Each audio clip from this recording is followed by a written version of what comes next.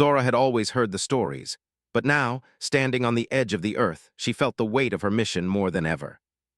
Her people, the Zelarians, had lived through years of conflict and bloodshed, but their world had found peace after the war with the Zarkal Empire ended.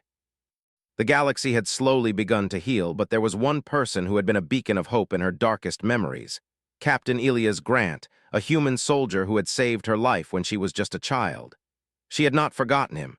How could she? Her entire existence had been changed because of him. He had risked his life to save her when the Zarkal soldiers had attacked her village. She remembered the fear in her young heart, the way the humans fought back against the mighty Zarkal with courage and determination. Elias had stood firm in the face of overwhelming odds, and he had protected her when no one else could. The years had passed, and now Zora had returned to Earth. She had been sent here by her people, not as a warrior or a diplomat, but as someone who owed a debt of gratitude to the man who had given her life. She needed to find Elias, to show him that he had not been forgotten, that the sacrifice he had made so long ago had meant everything to her. Her ship, sleek and shimmering in the sunlight, cut through the atmosphere as it descended toward the mountains of North America. Zora had studied the Earth for years, but nothing had prepared her for the beauty of this planet. She could see the vast forests, the towering mountains, and the sprawling cities. Earth was so different from her home on Zellara. The colors, the sounds, the way the people moved, it was all new to her, and yet there was something familiar in the way the world seemed to hum with life. As the ship landed quietly in a secluded area near a small mountain town, Zora felt a sense of nervous excitement. She had heard that Elias lived here, away from the busy cities, in a place far from the life he had once known.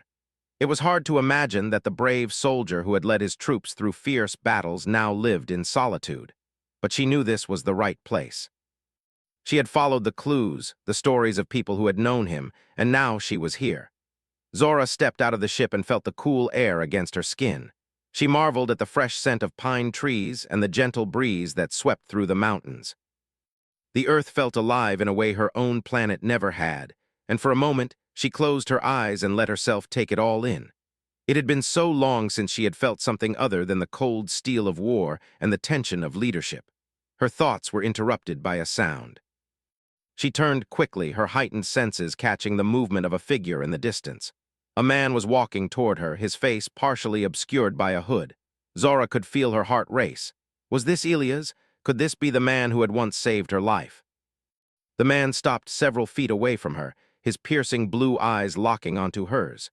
She could see the lines of age on his face, the scars of battle that had long since faded from her memory. But there was no mistaking the way he stood, the way his presence seemed to command attention, even in silence.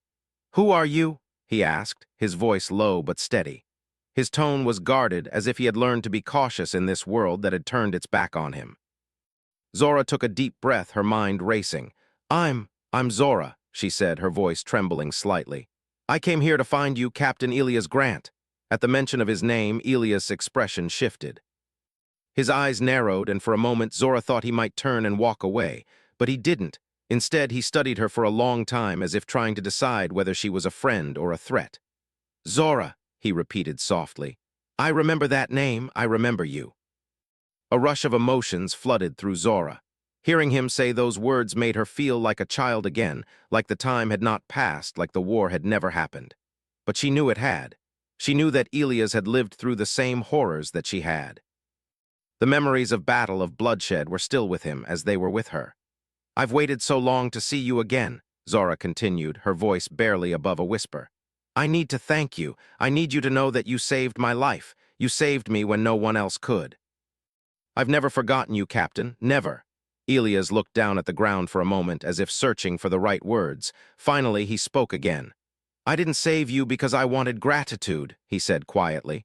"I did it because it was the right thing to do. I didn't expect anyone to remember me." "But I do," Zora insisted. "And my people do too. We all remember what you did, what you sacrificed. It means more than you can know." For a moment there was silence between them, broken only by the sounds of the wind and the distant calls of birds. Zora could see the weight of Elias' past in his eyes. He had seen too much, experienced too much. But Zora knew that he still carried the heart of a hero, the heart that had once fought for others, even at the cost of his own safety. "Why did you come here?" Elias finally asked, his voice still guarded but with a hint of curiosity. After all these years, why now? Zora's heart ached as she thought about the answer. I came because I have to repay you. I came because you saved me, and now I want to help you. I want you to know that you're not alone, that you never were. Elias' gaze softened slightly. I've been alone for a long time, Zora. I don't know how to be anything else. Zora stepped closer, her eyes filled with empathy. You don't have to be alone anymore. We can help each other. We can make a difference together. Elias studied her for a long moment before he spoke again. You don't know what it's like, Zora, to fight, to lose so much, and then to be left behind. I'm not the man you remember. I'm not the hero anymore. You don't have to be a hero, Zora replied gently. You just have to be you. There was another long silence, and then Elias let out a sigh. Maybe you're right. Zora smiled, a small but hopeful smile. I've waited so long to find you, Elias. I won't give up on you now. For the first time in many years, Elias felt something stir inside him. It wasn't hope, not yet. But it was something. Something that had been buried deep within him for so long. He wasn't sure what it meant, but he knew that Zora had come to offer him something he had lost: connection. As they stood there, the wind blowing through the trees and the mountains standing tall around them, both of them felt the weight of the years slip away, replaced by the understanding that their paths had crossed again for a reason. The journey ahead would be difficult, and there would be more obstacles to face, but for now, Elias wasn't alone. He had Zora by his side, just as she had once had him. And that perhaps was enough to start a new chapter in their lives. Elias sat in the dimly lit room of his cabin, the only sounds being the crackling of the fire in the hearth. The wind outside howled, but in the warmth of the room, everything seemed still, almost too still. Zora sat across from him, her alien features soft in the light of the fire. She had always been beautiful in his memory, but now she was a woman, confident and full of purpose. He hadn't expected this reunion, hadn't even thought it was possible. And yet here she was, standing before him, offering something he had long since given up on: hope. I know it's hard to believe, Zora said, her voice gentle as she looked at him. But you're not the only one who's been carrying the weight of the war. Elias didn't reply right away. Instead, he stared into the fire, watching the flames dance. He had been carrying that weight for years. The memories of the battlefields, the screams, the blood, they were all still with him. Every night they haunted his dreams.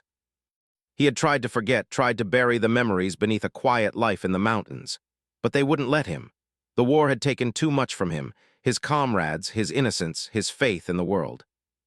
And now, after all this time, Zora had come back into his life, bringing with her the ghosts of the past. You're right, he said finally, his voice rough. I've been carrying it alone. I thought I had left it all behind, but I haven't. Zora leaned forward slightly, her eyes filled with understanding. You don't have to carry it alone anymore, Elias. I know what it's like to lose everything, to watch your people suffer. But I also know that there's more to life than the war. There's more to us than the battles we fought. Elias looked up at her, her words striking something deep inside him. He hadn't heard anything like that in years. For so long, he had believed that his life was defined by the war, that it was all he had. But here was Zora, a woman who had lived through her own trials, telling him that there was more. He didn't know if he believed it, but he wanted to. He wanted to believe in something again. I don't know if I can, he said, his voice barely above a whisper. I don't know how to stop carrying it. It's all I've ever known. Zora smiled softly, the corners of her lips curving just slightly. It's not easy, I know, but it's not impossible either. I've seen it in my people. We rebuild after the worst of times. We find strength in each other, and I believe you can do the same. Elias looked at her, his eyes filled with doubt. You make it sound so simple. It's not simple, she said, shaking her head. But it's possible, and I'm here now. You're not alone. For the first time in a long while, Elias felt a flicker of something. He didn't know if it was hope, but it was something. Something that felt like it could be the beginning of change. He had spent so many years thinking that he was beyond help, that the war had broken him beyond repair. But here was Zora, offering him a chance to rebuild. The idea seemed so foreign to him, so out of reach, but he couldn't help but wonder what it would be like if he took that chance. What if he could let go of the past? What if he could truly move forward? I don't know how to start, Elias admitted, his voice quiet. You've already taken the first step, Zora said, her voice warm and encouraging. You're here, you're talking to me. You've already let go of some of the weight, now we just have to keep going. Elias looked down at his hands, the rough skin of his palms a reminder of the battles he had fought. He had never been one to show his emotions, never been one to rely on others. He had always believed that strength came from within, that it was something you built on your own. But now, as he sat in the presence of the woman who had once been a child in his arms, he began to realize that maybe strength didn't always come from isolation. Maybe it came from connection, from allowing others to help carry the load. "What do you want from me, Zora?" he asked, his voice low. "Why are you here?" Zora's eyes softened. "I'm here because I owe you my life, and I'm here because you're not the only one who's lost. I came to help you just as you once helped me. I don't expect anything from you, Elias, but I hope that together we can find a way forward for both of us." Elias nodded slowly. He didn't know what the future held, but he knew that Zora was right. He didn't have to do this alone. And maybe, just maybe, they could help each other find the peace they both so desperately needed. Over the next few days, they spent their time talking. Zora told Elias about the years that had passed since the war, about how her people had rebuilt their civilization and moved forward. She spoke of the challenges they had faced, the losses they had endured, and the victories they had celebrated. She didn't sugarcoat anything. She didn't pretend that everything had been easy.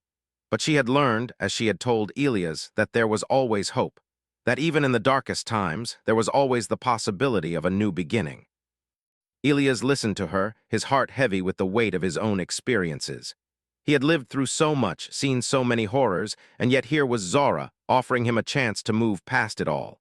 He didn't know if he could, but he wanted to try. For the first time in years, he found himself opening up, sharing pieces of himself he had long kept buried. It wasn't easy, but with Zora by his side, it felt possible. But not everyone was pleased with their reunion. As the days went by, Elias began to sense a growing tension. There were whispers in the town, rumors about the strange woman who had appeared from nowhere, about her connection to the soldier who had once fought in the war. Some people were curious, while others were suspicious. Elias could feel the eyes on him, the weight of their judgment. It was clear that not everyone was ready to accept the idea of peace, not everyone was willing to let go of the past. One afternoon, while Elias and Zora were walking through the woods near his cabin, they were confronted by a group of men from the town. The men were older, their faces hardened by years of hard work and, in some cases, bitterness. They didn't approach with open arms. Instead, they stood in front of Elias, blocking his path. "What is this, Elias?" one of the men asked, his voice gruff. "What is she doing here?" Zora stepped forward, her posture calm and composed. "I'm here to speak with Captain Elias Grant. I'm not here to cause trouble." The man scoffed. "You're not from around here, are you? What's your game? What do you want with him?" Elias stepped between Zora and the men, his shoulders tense. "Enough," he said, his voice firm. "She's here because I asked her to be, and I don't owe any of you an explanation." The men looked at each other, their expressions darkening. "We fought in that war, Elias," one of them said. "We saw the things you did, we saw the damage, and now you're letting her back into our world?" Zora's eyes narrowed. "You're mistaken if you think I came here to bring back the war," she said, her voice low but strong. "I came here to make peace just as he did." The tension was thick in the air, and for a moment Elias wasn't sure how it would end. But then something in him shifted. He had fought for peace once before, and he would fight for it again, even if it meant standing alone. He wasn't going to let the past define him, not anymore. "Leave her alone," Elias said, his voice steady. "And if you have a problem with that, then you can take it up with me." The men stared at him for a long moment, and then, without another word, they turned and walked away. Elias watched them go, his heart pounding in his chest. He wasn't sure if the fight was over, but for the first time in years, he felt like he was on the right side. Zora turned to him, her expression soft but knowing. "You did the right thing," she said quietly. Elias looked at her, his eyes tired but filled with a new sense of determination. "Maybe I did," he said, "but it's only the beginning." And for the first time, he truly believed it. Days turned into weeks, and the air between Elias and Zora shifted from uncertainty to understanding. The quiet town nestled in the mountains became a battleground not just for the people's old fears, but for their willingness to embrace change. Elias had never been someone who welcomed conflict, but now he found himself thrust into the center of a struggle that wasn't just about the past but the future. The days were filled with work, routine and peaceful, or so it seemed. Elias would help Zora learn about Earth's ways, showing her the beauty of nature and teaching her about life outside the war she had known. They spent hours walking through the forests, sitting by the lakes, and talking about everything and nothing. It felt natural, even comforting, to have someone to share his time with, someone who truly understood the weight of battle, but also believed there could be more than just the aftermath of conflict. But beneath the calm surface, something was stirring. Zora had come to Earth to thank Elias, but it became clear that her mission was much more than that. She had not only come to reconnect, but to warn him. There were rumors of forces at play, ones that had never fully accepted the peace that the Zellarians and Earth had worked so hard to establish. There were whispers of old enemies, enemies who believed that the alliance between the two worlds was an abomination, a dangerous union that must be torn apart before it could take root. One afternoon, as they sat in the small kitchen of Elias' cabin, a knock echoed through the door, sharp and insistent. Elias stood up, his body tense. He wasn't expecting visitors, especially not of the kind who knocked in such a manner. Zora, sitting by the window, stiffened as well. She had learned to read the moods of the people on Earth, and this sudden interruption felt wrong. Elias opened the door to find two men standing outside, both of them strangers. They were dressed in heavy coats, their faces shadowed by their hoods. The cold wind that blew from behind them only added to the mystery. "Can I help you?" Elias asked, his voice guarded. The taller man stepped forward, his eyes calculating. "We need to talk," he said. "It's about her." He nodded toward Zora, who had come to the door behind Elias. Elias' instinct was to shut the door, to protect her from whatever these men wanted, but something in their demeanor told him that wasn't the right move. He opened the door wider, letting them in but keeping his hand on the edge of the frame, ready to slam it shut if necessary. Zora's eyes narrowed. "What do you want?" she asked, her voice calm but cold. The shorter man glanced nervously at the ground before lifting his gaze to meet hers. "We've heard about you, Zora," he said, "and we've heard about Elias, and we don't like what we're hearing." Elias' heart quickened. He wasn't sure where this was heading, but it didn't sound good. "What exactly are you talking about?" he demanded. The tall man spoke again. "You've been here long enough to stir things up. Earth's not ready for outsiders, not after everything we've been through. And if the people find out what's really going on here, it could ruin everything." Zora stood straight, her posture regal. "What are you insinuating?" she asked. "What do you think is going on here?" The shorter man took a deep breath. "You're part of a bigger plan. We know you're not here just to thank Elias. There's more to this than you're letting on." Elias looked at Zora, his face filled with confusion. She hadn't said much about her mission, but he had never imagined she was hiding something. "What's going on, Zora?" he asked, his voice tight with uncertainty. Zora looked at the two men, then back at Elias. "I came here to warn you," she said softly.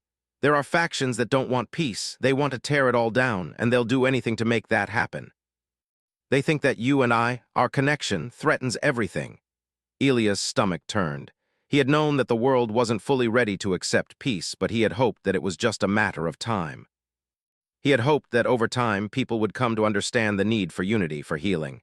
But this was something different. The tall man gave a slow nod. "It's not just about peace. It's about control. Some people think they can't control you if the two worlds are united.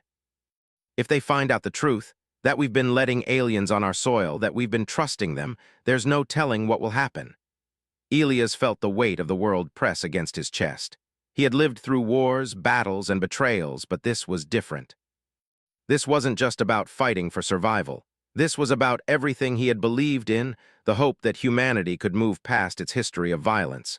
The hope that peace was possible, but the world was not so easily swayed. Not yet, anyway. Zora stepped forward, her eyes fierce. "We won't let them destroy what we've worked for. I won't let them tear apart what we've built." The shorter man laughed bitterly. "You think you can stop them? You're an alien. You don't understand what's at stake here. People don't trust you. They don't trust your kind." Zora's eyes blazed with anger, but she kept her voice steady. "You're wrong. The people who fear me are the ones who are afraid of change. They don't understand that peace is possible. That peace is something we can all build together." The tall man's face hardened. "You're delusional," he said, his voice low. "You've been here too long. The truth is, no one wants your kind here. Not really." Elias' heart pounded. He could feel the tension building, the air growing thick with the weight of their words. He looked at Zora, seeing the anger in her eyes, but also the determination. She wasn't going to back down. She never had before, and neither would he. "I'm not going to let you threaten her," Elias said, his voice low but firm. "And I'm not going to let anyone destroy what we've built. Not now, not ever." The men didn't move, but the atmosphere between them was charged with an intensity that made the room feel smaller. Finally, the shorter man spoke again, his voice colder than before. "You'll regret this," he warned. "We're not the only ones who feel this way, and soon everyone will know the truth about who you really are, about what you're really doing here." With that, the two men turned and walked out of the cabin, leaving Elias and Zora standing in the silence of the room, the weight of their words lingering in the air. Elias stood still for a moment, unsure of what to say. He had never imagined things would take such a dark turn. He had hoped that peace would come slowly, but now it seemed as though it was a fragile dream, one that could shatter at any moment. Zora turned to him, her expression serious. "They're not the only ones who feel this way. I've known for a long time that there are people who want to destroy the peace we've worked for, but I won't let them." Elias looked at her, seeing the strength in her that he had always admired. "What do we do now?" he asked, his voice heavy.